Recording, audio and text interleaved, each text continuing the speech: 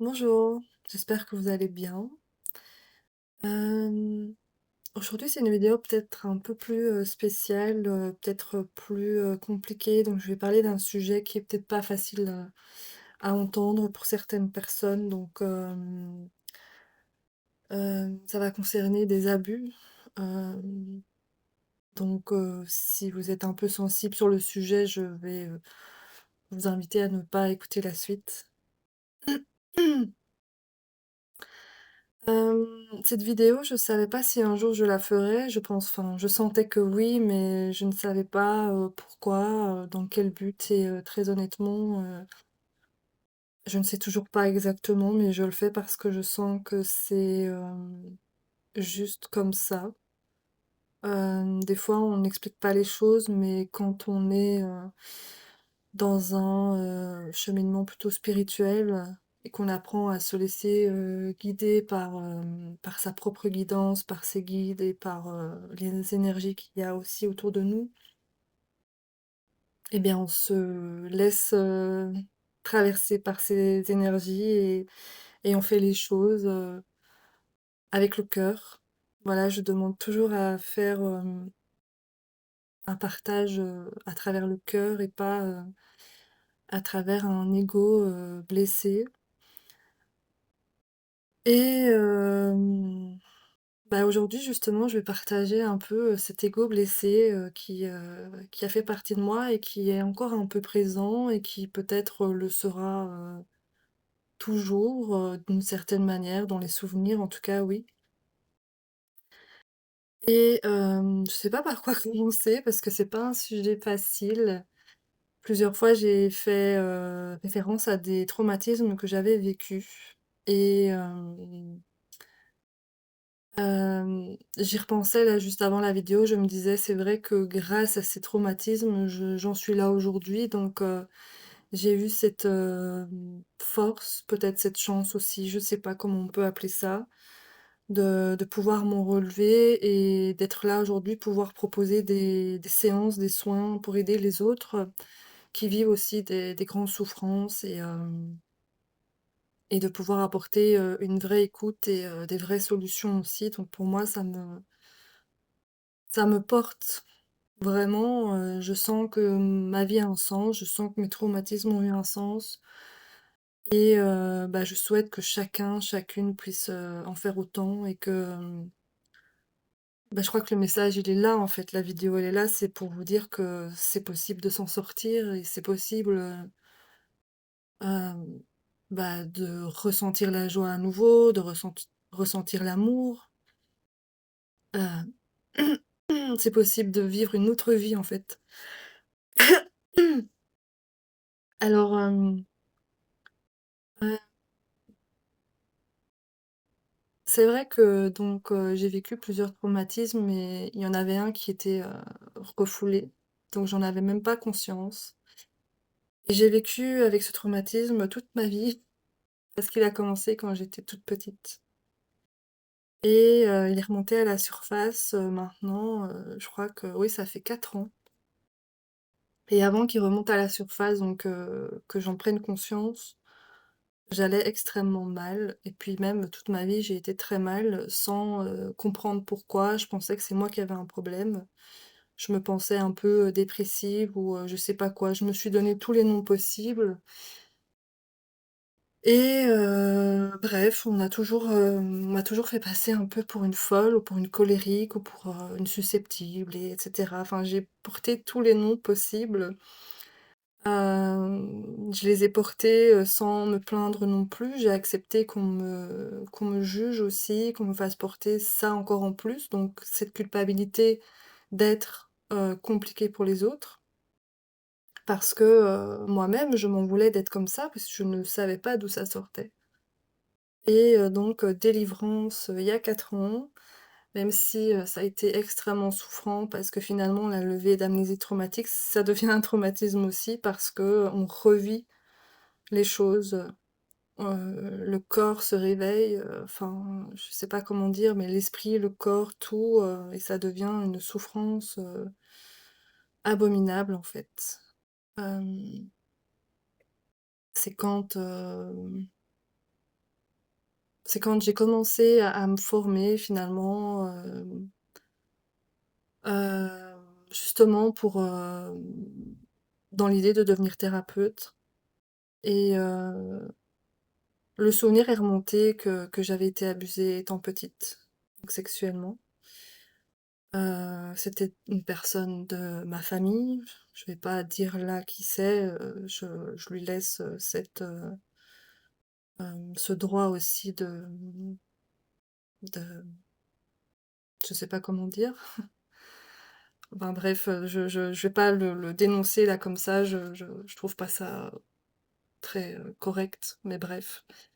Hem Et donc, j'ai grandi comme ça, j'ai grandi dans un climat compliqué, j'ai eu cette habitude de me taire, de supporter, d'être en souffrance et donc, d'où, bah, parfois mes moments d'énervement, d'injustice, hem, voilà, j'ai eu des comportements, à risque aussi, que ce soit avec, le besoin de m'anesthésier avec l'alcool, ou d'autres choses.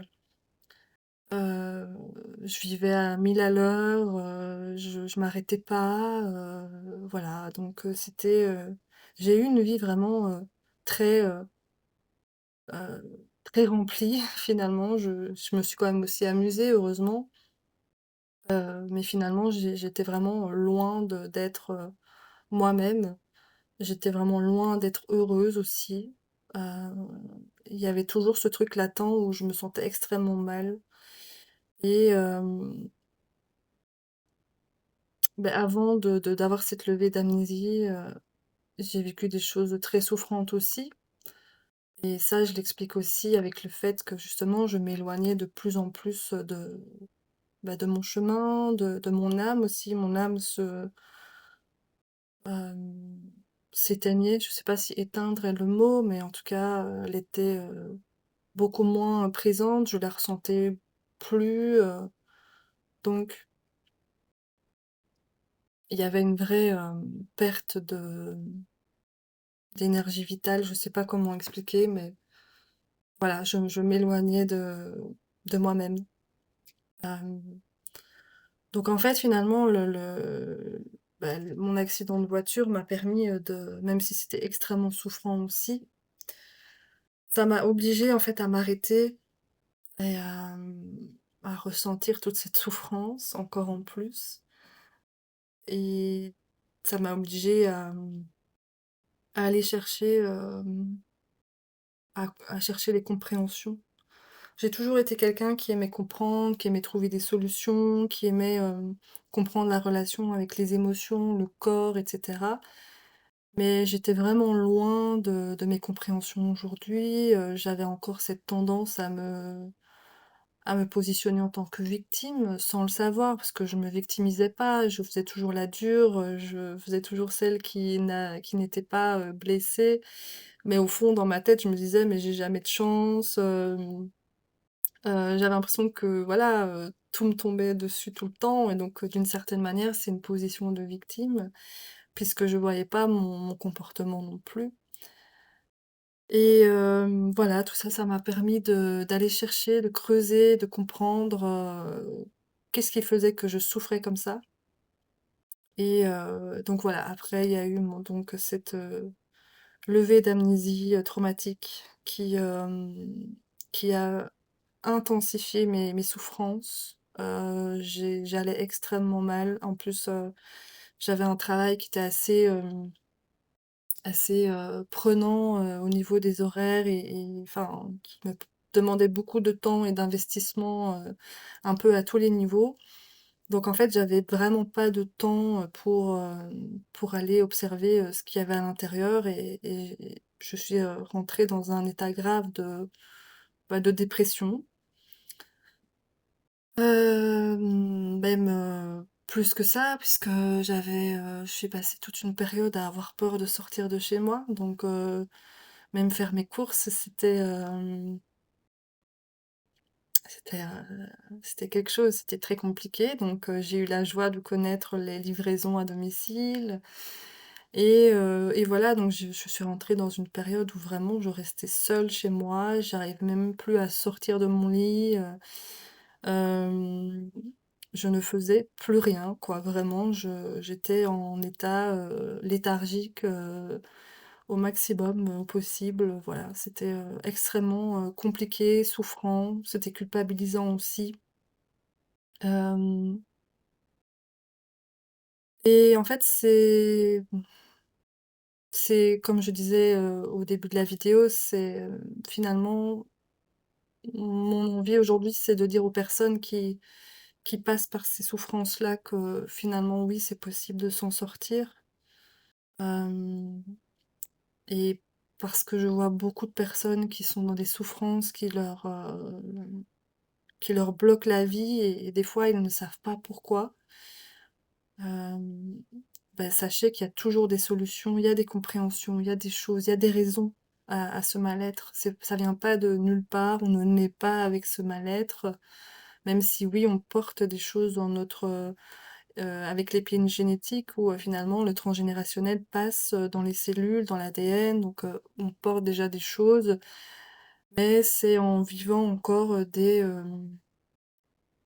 blessures, des traumas et cetera, que ça vient s'amplifier et donc il y a toujours une raison là derrière. Il faut pas rester, dans cet état-là parce que, on se fait trop de mal et ça prend quand même du temps à s'en sortir, mais rien n'est infaisable, ça c'est sûr et certain. Vraiment moi j'en témoigne aujourd'hui parce qu'aujourd'hui, j'ai plus peur de sortir, je fais des choses, je revis et cetera, même si j'ai encore, mon besoin d'être dans ma bulle, ouais, je suis un peu en retrait, voilà, il y a toujours cette chose-là, mais ça me plaît, en fait. C'est devenu finalement une manière pour moi de vivre et je pense qu'au fond, j'ai toujours été comme ça, sauf qu'avant je fouillais mon quotidien, je pouvais pas rester seule avec moi-même parce que la solitude me pesait et forcément quand on a une énorme souffrance en soi, rester seul, c'est comme, être face à sa souffrance. C'est laisser de l'espace à sa souffrance parce qu'il y a pas de distraction extérieure, donc en fait, on ne met pas son attention, sur l'extérieur, mais on vient voir et ressentir ce qu'il y a en nous et forcément, quand on a ça en nous, on ne veut pas le voir ni le ressentir. Donc voilà, tout ça pour dire que, même pour les personnes qui se sentent seules quand elles sont seules ou qu'elles n'arrivent pas à rester seules, par exemple, ça peut aussi, évoluer et devenir, finalement, une, chouette habitude de pouvoir, passer des moments, seuls. Quand on a appris à, quand on a appris à se libérer, en fait, de tous ces schémas, de toutes ces souffrances, la solitude, en fait, c'est même très agréable. C'est vrai que, par exemple, dans des relations de couple où, on reste en couple parce qu'on a peur de l'après, on sait pas comment se débrouiller tout seul, on se sent pas capable, je sais pas moi, il y a des peurs qui sont inconscientes, mais elles sont là et en fait on n'ose pas quitter la personne alors qu'on se sent mal avec elle et ça arrive à tellement, tellement de personnes. Et ça m'est arrivé aussi, hein, bien sûr.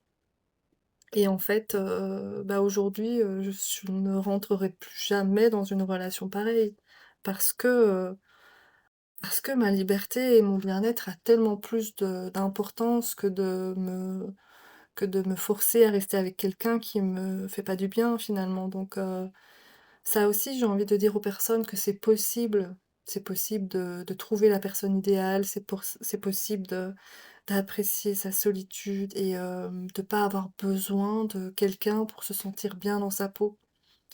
Donc tout ça, ça se travaille, ça peut être long pour certaines personnes parce qu'il y a des histoires qui sont, très lourdes, très compliquées, mais rien n'est impossible, vraiment. Donc voilà, c'était vraiment, ce message-là finalement que je voulais passer. C'est un message d'espoir, pour dire que, hem, tout s'arrange et en fait pour expliquer, davantage, hem, le souvenir, il reste, mais il devient plus un fardeau. On arrive même à vivre ces journées sans y penser, et voir l'avenir d'une manière plus radieux. Il y a plus, des craintes, en fait. Il y a plus la peur de revivre la même chose aussi. Ça prend un peu de temps parce qu'on est habitué à comment dire? À avancer, enfin, à faire attention à ne plus revivre les mêmes choses.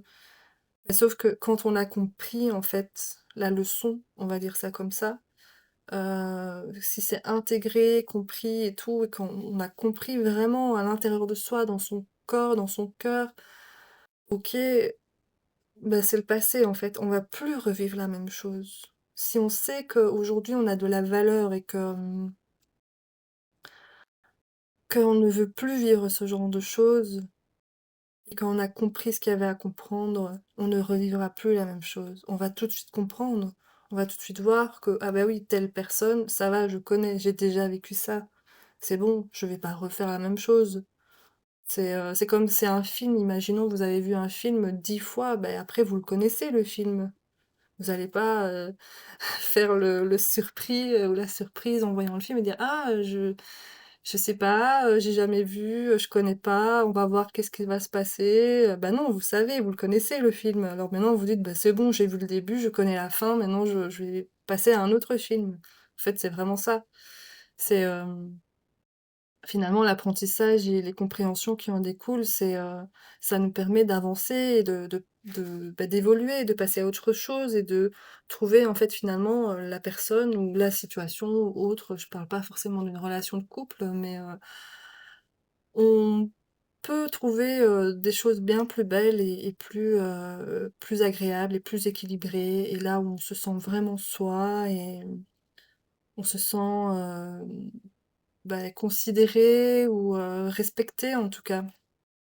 Hem, il faut pas croire que tout est noir, tout est, compliqué ou qu'il faut toujours se battre ou qu'il faut toujours, se justifier ou, je sais pas moi, dans la vie en fait, comme je dis, en fait, une fois qu'on a compris, on avance et on peut mettre un stop directement quand les choses dérape ou avant même que ça dérape, on sait, on sent, on va dire: «Non, mais ça, je sens que c'est pas OK pour moi, je n'y vais pas», en fait, voilà et ce discernement-là, en fait, il s'acquiert avec le temps et c'est en libérant tout ce qui est, souffrance, que ce soit des blessures ou des traumatismes, en libérant chaque mémoire souffrante, en fait, on on ouvre, en fait, des possibilités autres. En fait, c'est comme si, je sais pas moi, bah, on prend souvent cet exemple de vase rempli d'eau.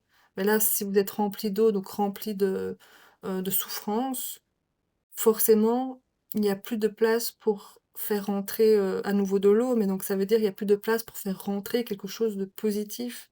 Par contre, si on vient un peu vider l'eau du vase petit à petit, et ben, en fait, on peut re-remplir. Et donc ce qui veut dire que si on vide un peu les souffrances de votre corps, de votre esprit, et ben, on peut réintégrer des choses plus positives, il y a plus de place. Mais si c'est déjà rempli de choses compliquées, forcément que le positif n'arrive pas à rentrer. Donc donc voilà, ça c'est quelque chose aussi à comprendre et à se dire que c'est possible. Donc voilà, je sais pas si, est-ce que j'ai autre chose à dire? Non, enfin oui, ça, c'est peut-être la partie la plus compliquée, mais la, guérison, elle passe par l'acceptation. Donc c'est pour ça qu'on nous pousse à faire des enfin, qu'on nous pousse, moi, en tout cas, c'est ma philosophie, mais voilà, c'est mon domaine, c'est ma passion aussi finalement, mais de, d'aller chercher les parts souffrantes en soi, en fait, hem, finalement, c'est les regarder face à nous. C'est de regarder, oui voilà, je me rappelle, à cet âge-là, j'ai vécu ça, ça m'a fait mal, oui et de le ressentir dans le corps, libérer l'émotion qui est associée, en fait. La souffrance, elle disparaît, mais le fait de regarder vraiment ce qui a été, ce qui s'est passé, c'est aussi le processus, c'est de l'accepter.